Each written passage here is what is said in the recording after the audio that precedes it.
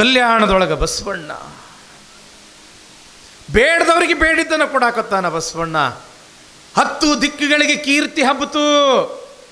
ಕಲಿಯುಗದ ಕರ್ಣ ಭಕ್ತಿ ಭಾಂಡಾರಿ ಬಸವಣ್ಣ. ಅವನನ್ನು ನೋಡಬೇಕು ಅಂತ ತಿಳ್ಕೊಂಡು ಹೆಂಗ ಎಲ್ಲ ನದಿಗಳು ಹೋಗಿ ಸಮುದ್ರಕ್ಕೆ ಹೆಂಗೆ ಕೂಡ್ತವ, ಜಗತ್ತಿನ ಎಲ್ಲ ರಸ್ತೆಗಳು ಕೂಡ ಬಸವ ಕಲ್ಯಾಣಕ್ಕೆ ಬರಾಕತ್ತು. ಯಾಕೆ? ಬಸವಣ್ಣನನ್ನು ನೋಡಬೇಕು, ಬಸವಣ್ಣನ 4 ನುಡಿಗಳನ್ನು ಕೇಳಬೇಕು, ಬಸವಣ್ಣ ಮಾಡಿರ್ತಕ್ಕಂಥ ದಾಸೋಹದೊಳಗೆ ಪ್ರಸಾದವನ್ನು ಉಂಡು ನಮ್ಮ ಜನ್ಮ ಧನ್ಯ ಮಾಡ್ಕೋಬೇಕು ಅಂತ ತಿಳ್ಕೊಂಡು ಎಲ್ಲ ಕಡೆಯಿಂದ ಎಲ್ಲ ರೀತಿಯ ಜನ ಬಸವಣ್ಣನ ದರ್ಶನಕ್ಕೆ ಬರಾಕತ್ರು. ಆಗಿನ ಕಾಲದೊಳಗೆ ತಂಗಿ ಬಡತನ ಅನ್ನೋದು ಭಾಳ, ಒಂದೊಂದು ಹೊತ್ತಿನ ಊಟ ಸಿಗೋದು ಕೂಡ ಭಾಳ ಅಪರೂಪ ಇತ್ತು ತಂಗಿ ಆಗಿನ ಕಾಲದೊಳಗೆ. ಅಂಥದ್ರೊಳಗೆ ಬಸವಣ್ಣ 1000 ಅಲ್ಲ, ಲಕ್ಷ ಜನ ಬಂದರೂ ಸಹಿತ ಅವರಿಗೆ ದಾಸೋಹ ಮಾಡಿಸ್ತಿದ್ದ, ಹೊಟ್ಟೆ ತುಂಬ ಉಣಿಸ್ತಿದ್ದ ಬಸವಣ್ಣ. ಬೇಡದವರಿಗೆ ಬೇಡಿದ್ದು ಕೊಡ್ತಿದ್ದ. ಒಂದು ದಿವಸ ಏನಾಯ್ತು ಅಂತಂದ್ರೆ ಒಂದು ದೊಡ್ಡ ಜಂಗಮರ ಹಿಂಡ ಬಂದುಬಿಡುತ್ತೆ. ಬೇಡದವ್ರಿಗೆ ಬೇಡಿದ್ದು ಕೊಟ್ಟಾನ ಬಸವಣ್ಣ. ನಾವು ಬೇಡಬೇಕು ಕೇಳಬೇಕು ಅಂತ ತಿಳ್ಕೊಂಡು ಬಂದರು. ಸಾಲಿನೊಳಗೆ ನಿಂತರು 100 ಮಂದಿ. ಬಸವಣ್ಣ ನಮಗೆ ಅಷ್ಟು ಹಣ್ಣು ಬೇಕು, ಇಷ್ಟು ಹಣ್ಣು ಬೇಕು ಅಂತ ಕೇಳ್ತಿದ್ರು. ಹಂಗೆ ಬೊಕ್ಷಿಗಟ್ಲೆ ತೋರೆಪ್ಪ ಯಾಕೆ ಕೊಡವ್ ನಾನಲ್ಲ, ಕೊಡುವಾತ ಸಂಘ ಕೊಂಬುವಾತ ಸಂಘ. ಕೊಡವನು ಪರಮಾತ್ಮ, ನೀವು ತಗೊಳ್ಳೋರು ಪರಮಾತ್ಮ. ಕೊಡುವಾತ ಸಂಘ ಕೊಂಬುವಾತ ಸಂಘ. ಎಲ್ಲರಿಗೆ ಬೊಕ್ಷೆ ತುಂಬಿ ಆ ಬೊಕ್ಕಸದಲ್ಲಿ ಇರ್ತಕ್ಕಂಥ ಆ ಒಂದು ಹಣವನ್ನು ಹಿಂಗೆ ಕೊಟ್ಟ ಬಸವಣ್ಣ. ಕಡೆಗೆ ಒಬ್ಬ ಜಂಗಮ ಉಳಿದಿದ್ದ. ಯಪ್ಪ ನಿಮಗೇನು ಬೇಕು? ಏನು ಕೇಳ್ಬೇಕವ? ಯಪ್ಪ ಬಸವಣ್ಣ ಆ ಬೊಕ್ಕಸದೊಳಗೆ ಅಂದ್ರೆ ಆ ಭಂಡಾರದೊಳಗೆ ಎಷ್ಟು ಉಳಿದಿದ್ದೆಲ್ಲ ನಂಗೆ ಕೊಡು ಅಂದವ. ಉಳಿದಿದ್ದೆಲ್ಲ ನಂಗೆ ಕೊಡು. ಇಲ್ಲ ಅನ್ಲಿಲ್ಲ ಬಸವಣ್ಣ. ಆಯ್ತ್ರಿಪ್ಪ, ಜಂಗಮನ ಅಪೇಕ್ಷೆ ಅದು ಸಂಗಮನಾಥನ ಅಪೇಕ್ಷೆ ಅಂತ ತಿಳ್ಕೊಂಡು ಬೊಕ್ಕಸದಲ್ಲಿ ಇರ್ತಕ್ಕಂಥ ಎಲ್ಲ ಸಂಪತ್ತು ಆ ಜಂಗಮನಿಗೆ ಕೊಟ್ಟೇ ಬಿಟ್ಟ ಬಸವಣ್ಣ. ಇದು ಯಾರು ನೋಡಿದ್ರು ಅಂತಂದ್ರೆ ಕೊಂಡಿ ಮಂಚಣ್ಣ ನೋಡ್ದ. ಸಿಕ್ಕ ಬಸವಣ್ಣ ಇವತ್ತು ನನ್ನ ಕೈಯಾಗ. ಇವನಿಗೆ ಬಿಡಬಾರ್ದು, ಕಲ್ಯಾಣ ಬಿಟ್ಟು ಇವನಿಗೆ ಓಡಿಸೇ ಬಿಡಬೇಕು ಅಂತ ತಿಳ್ಕೊಂಡು ಓಡ್ಕೊಂತ ಬಂದವನ ರಾಜನಾಗಿರ್ತಕ್ಕಂಥ ಬಿಜ್ಜಳ ಮಹಾರಾಜರಿಗೆ, ಮಹಾರಾಜರೇ ಏನ್ರಿ ಮಂಚಣ್ಣವರ? ಏನೂ ಇಲ್ಲ, ಬಸವಣ್ಣ ಬಹಳ ಪ್ರಾಮಾಣಿಕ, ಆತನ ಹಸ್ತ ಬಹಳ ಶುದ್ಧಿ, ಬಹಳ ಒಳ್ಳೆಯ ಮನುಷ್ಯ ಅಂತ ತಿಳ್ಕೊಂಡು ಒಬ್ಬ ಕರಣಿಕನಾಗಿರ್ತಕ್ಕಂಥ ಬಸವಣ್ಣನಿಗೆ ನೀವು ಪ್ರಧಾನ ಪಟ್ಟ ಕಟ್ಟಿದ್ರಿ. ಪ್ರಧಾನಿ ಪಟ್ಟವನ್ನು ಕಟ್ಟುವುದಷ್ಟೇ ಅಲ್ಲದೆ ನಿಮ್ಮ ಸಾಕು ತಂಗಿಯಾಗಿರ್ತಕ್ಕಂಥ ನೀಲಾಂಬಿಕೆಯನ್ನು ಕೊಟ್ಟು ಮದುವೆಯನ್ನು ಮಾಡಿದ್ರಿ. ಆದ್ರೆ ನಂಬಿಕೆ ಇಟ್ಟಿರ್ತಕ್ಕಂಥ ಬಸವಣ್ಣ ಇವತ್ತು ದ್ರೋಹ ಮಾಡ್ಯಾನ. ಏನು ಮಾಡ್ಯಾನ್ರಿ ಮಂಚಣ್ಣವ್ರ? ಏನೂ ಇಲ್ಲ ನೋಡ್ರಿ, ರಾಜ್ಯದಲ್ಲಿ ಇರ್ತಕ್ಕಂಥ ಎಲ್ಲ ಸಂಪತ್ತನ್ನ ಬಡವರಿಗೆ ದಾನ ಮಾಡಿಬಿಟ್ಟಾನ, ಜಂಗಮರಿಗೆ ದಾನ ಮಾಡಿಬಿಟ್ಟಾನ.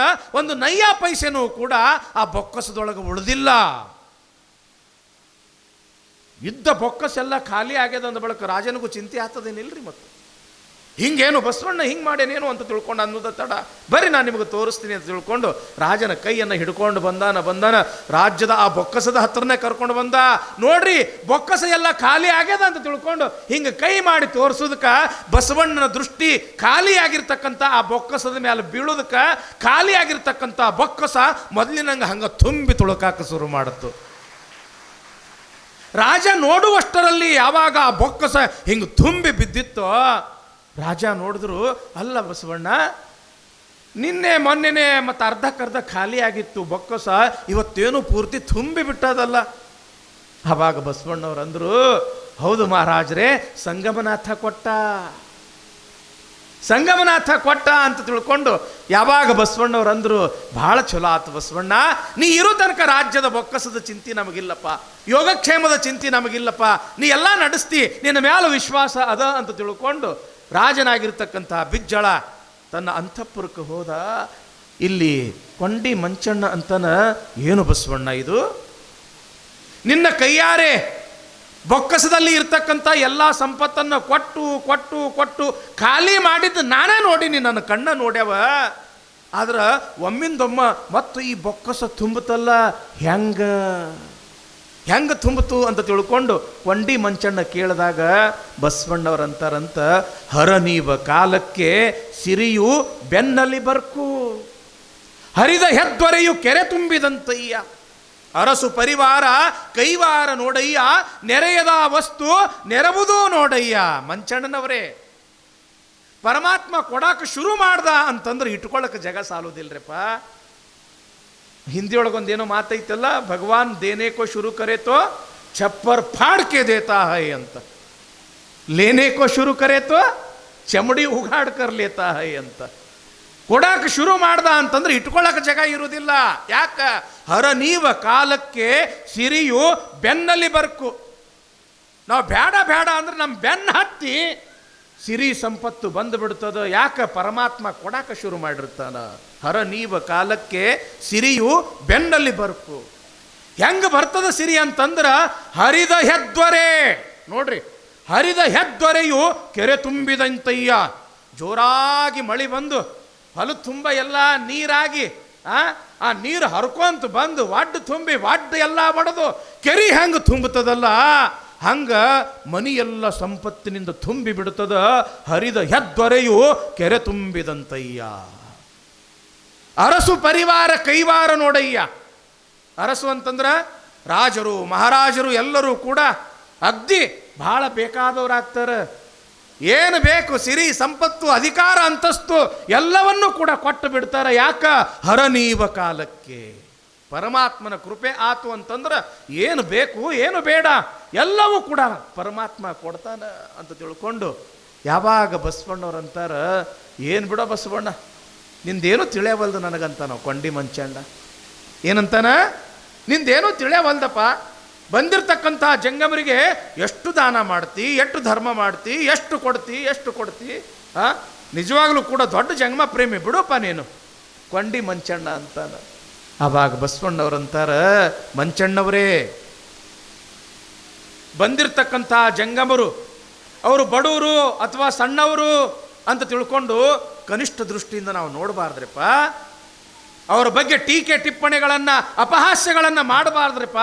ಯಾಕ ಅಂತಂದ್ರೆ ಜಂಗಮ ಆತ ಸಾಕ್ಷಾತ್ ಸಂಗಮ. ಜಂಗಮ ಸಾಕ್ಷಾತ್ ಸಂಗಮ. ಏನಂತಾರ ಬಸವಣ್ಣವರು, ಮರಕ್ಕೆ ಬಾಯಿ ಬೇರು ಎಂದು ತಳಕ್ಕೆ ನೀರು ಎರೆದರೆ ಮೇಲೆ ಫಲವಿಸಿತ್ತು ನೋಡ. ಲಿಂಗದ ಮುಖವೇ ಜಂಗಮವೆಂದು ಸಕಲ ಪಡಿ ಪದಾರ್ಥಗಳ ನೀಡಿದಡೆ. ಬೇಡಿದ್ದ ನೀವ ನಮ್ಮ ಕೂಡಲ ಸಂಗಮ ದೇವ. ತಂಗಿ, ಗಿಡ ಚಲೋ ಬೆಳಿಬೇಕಾಗಿತ್ತು ಅಂತಂದ್ರೆ ನೀರು ಏನು ಚಂಡಿಗೆ ಹಾಕಬೇಕ, ಏನು ಬುಡಕ್ಕೆ ಹಾಕಬೇಕವ? ಏನು ತಂಗಿ? ಮರದ ಬಾಯಿ ಯಾವುದು? ಗಿಡದ ಬಾಯಿ ಯಾವುದು? ಚಂಡಿ ಏನು? ಬೇರ, ಬುಡ. ಒಂದು ಮರ ಚೆನ್ನಾಗಿ ಬೆಳಿಬೇಕಾಗಿತ್ತು ಅಂತಂದ್ರೆ ಬುಡಕ್ಕೆ ನೀರು ಹಾಕಿದ್ರೆ ಮ್ಯಾಲೆ ಹೆಂಗೆ ಚಿಗಿತದ, ಹಂಗೆ ಲಿಂಗ ಏನು ಅದಲ್ಲ, ಲಿಂಗದ ಸ್ವರೂಪ ಆ ಪರಮಾತ್ಮ ಏನದನಲ್ಲ, ಆ ಪರಮಾತ್ಮ ತೃಪ್ತಿ ಆಗಬೇಕಾಗಿತ್ತು ಅಂತಂದ್ರೆ ಲಿಂಗಕ್ಕೆ ಹಿಂಗೆ ನೈವೇದ್ಯ ಹಿಡಿದ್ರೆ ಆ ಪರಮಾತ್ಮ ತೃಪ್ತಿ ಆಗುವುದಿಲ್ಲ. ಆ ಲಿಂಗದ ಬಾಯಿ ಅಂದ್ರೆ ಆ ಲಿಂಗದ ಸ್ವರೂಪದಲ್ಲಿಯೇ ಇರ್ತಕ್ಕಂಥ ಜಂಗಮರಿಗೆ, ಬಡಬಗ್ಗರಿಗೆ, ದೀನದಲಿತರಿಗೆ, ಅಂಧ ಅನಾಥರಿಗೆ ನೀವು ಹೊಟ್ಟಿ ತುಂಬ ಉಣಿಸಿದ್ರಿ ಅಂತಂದ್ರೆ ಅಲ್ಲಿ ಲಿಂಗ ಉಂಡಂಗ ಪರಮಾತ್ಮ ಉಂಡಂಗ. ಅದಕ್ಕೇನಂತಾರ ಅವರು, ಶಿವಯೋಗಿನೇ ಸಂತೃಪ್ತೆ ತೃಪ್ತೋ ಭವತಿ ಶಂಕರ ತತ್ತೃಪ್ತ್ಯ ತನ್ಮಯಂ ವಿಶ್ವಂ ತೃಪ್ತಿಮೇತಿ ಚರಾಚರಂ. ಒಬ್ಬ ಜಂಗಮ ಉಂಡ ಅಂತಂದ್ರೆ ಸಾಕ್ಷಾತ್ ಸಂಗಮನಾಥನೇ ಉಂಡಂಗ. ಸಂಗಮನಾಥನೇ ಉಂಡ ಅಂತಂದ್ರೆ ಇಡೀ ಜಗತ್ತೇ ತೃಪ್ತಿಯಾದಂಗ. ಆ ಕಾರಣಕ್ಕಾಗಿ ಬಸವಣ್ಣನವರು ಏನು ಸಂಕಲ್ಪ ಮಾಡಿದ್ರು ಅಂತಂದ್ರೆ, ಕಲ್ಯಾಣದೊಳಗೆ ಜಂಗಮರನ್ನು ಹೊಟ್ಟಿ ತುಂಬ ಪ್ರಸಾದ ಮಾಡಿಸ್ಬೇಕು, ನೆತ್ತಿ ತುಂಬ ಅನುಭವವನ್ನು ತುಂಬಬೇಕು ಅಂತ ತಿಳ್ಕೊಂಡು ಅನುಭವ ಮಂಟಪ, ಹೊಟ್ಟಿ ತುಂಬ ಊಟ ಮಾಡಿಸ್ಬೇಕು ಅಂತ ತಿಳ್ಕೊಂಡು ಮಹಾಮನೆಯೊಳಗೆ 1,96,000 ಮಂದಿ ನಿತ್ಯವೂ ಕೂಡ ಪ್ರಸಾದ ಮಾಡಬೇಕು. ಅನುಭವ ಮಂಟಪದೊಳಗೆ ಅವರೆಲ್ಲರೂ ಕೂಡಿ ಅಲ್ಲಿ ಶಿವಾನುಭವವನ್ನು ಮಾಡಬೇಕು. ಗುರು ಅಂದ್ರೇನು, ಲಿಂಗ ಅಂದ್ರೇನು, ಜಂಗಮ, ಪಾದೋದಕ, ಪ್ರಸಾದ, ವಿಭೂತಿ, ರುದ್ರಾಕ್ಷಿ, ಮಂತ್ರ, ಕಾಯಕ, ದಾಸೋಹ, ಸಮಾನತೆ, ಶಿವಾನುಭವ ಇವೆಲ್ಲ ತತ್ವಗಳ ಚರ್ಚೆಯನ್ನು ಅನುಭವ ಮಂಟಪದೊಳಗೆ ಬಸವಣ್ಣನವರು ಮಾಡಿಸ್ತಿದ್ರು. ಈ ರೀತಿಯಾಗಿ ಭಕ್ತಿ ಭಾಂಡಾರಿ ಬಸವಣ್ಣನವರು ಜಗತ್ತಿನ ಕಲ್ಯಾಣ ಕಾರ್ಯ ಮಾಡ್ತಾ ಇದ್ದಾರೆ ಎಂಬತಕ್ಕಂಥ ಒಂದು ವಿಚಾರ ಇವತ್ತಿನ ದಿವಸ ನಾವು ತಿಳ್ಕೊಳ್ತೀವಿ.